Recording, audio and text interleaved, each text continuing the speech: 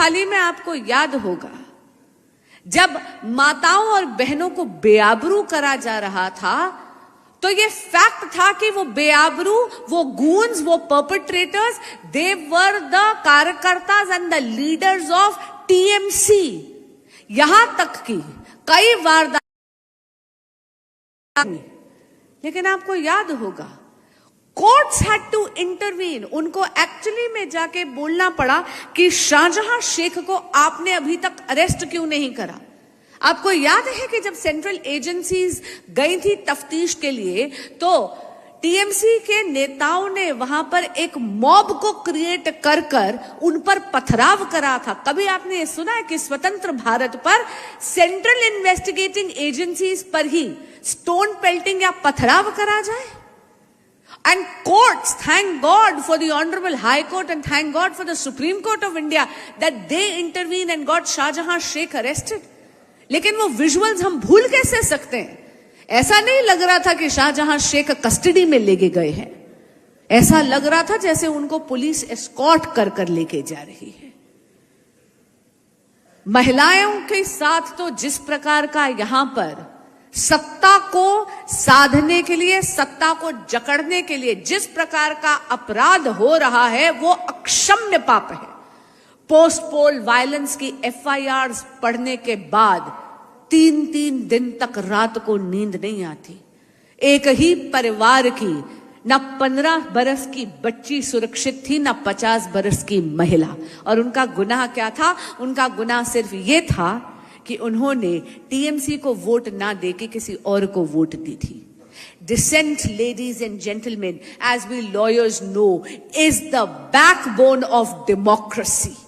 But dissent cannot be punished with the kind of cruelty that the Mamata Trinamool government is actually perpetrating in Bengal presently. अगर हम बात करें तो RG कर में आपको याद होगा जब वो एक मेडिकल स्टूडेंट का रेप हुआ था, courts had to intervene because there was no action being taken. जब सीबीआई को इन्वेस्टिगेशन सौंपी गई तो सीबीआई की रिपोर्ट में यह बोला गया कि यहां की लोकल इन्वेस्टिगेटिंग एजेंसीज ने कॉलेज की मैनेजमेंट के साथ कवर अप करने की प्रयास करी थी। और जिस प्रकार का संवेदनहीन बयान स्वयं ममता बनर्जी ने, जो कि एक महिला मुख्यमंत्री है, लेकिन उनके ही राज में महिलाएं रुल रही हैं, असुरक्षित हैं, उनकी उन्होंने अनदेखी कर रही है। मैंने कहा ना, मां शर्मिंदा है और माटी रुल रही है।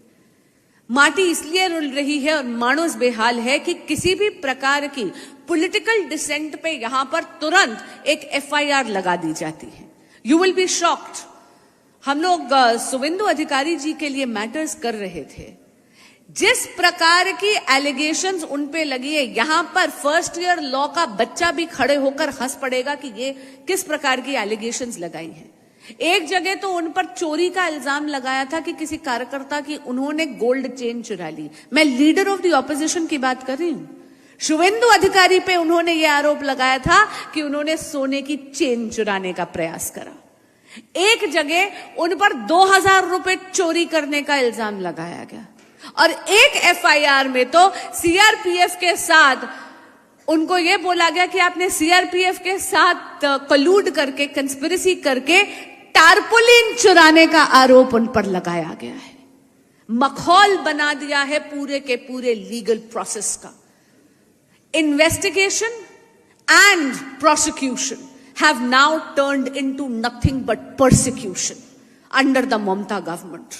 And this is where I need my legal warriors to stand tall.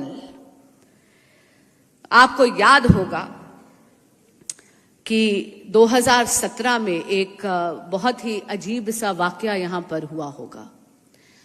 Durga Puja के दिन थे और ममता सरकार ने विसर्जन पर, यानी मां दुर्गा की प्रतिमा के विसर्जन पर प्रतिबंध लगा दिया था, क्योंकि उसी दिन मुहर्रम भी आ रहा था और क्योंकि ताजिए निकलने थे तो ममता सरकार ने ये बोला कोर्ट में, जब हाई कोर्ट ने इस बात का सुओ मोटो कॉग्निजेंस लिया, तो उन्होंने ये कहा कि यहां पर कम्युनल वायलेंस हो सकती है, इसलिए दुर्गा पूजा के विसर्जन पर प्रतिबंध लगा दिया गया है।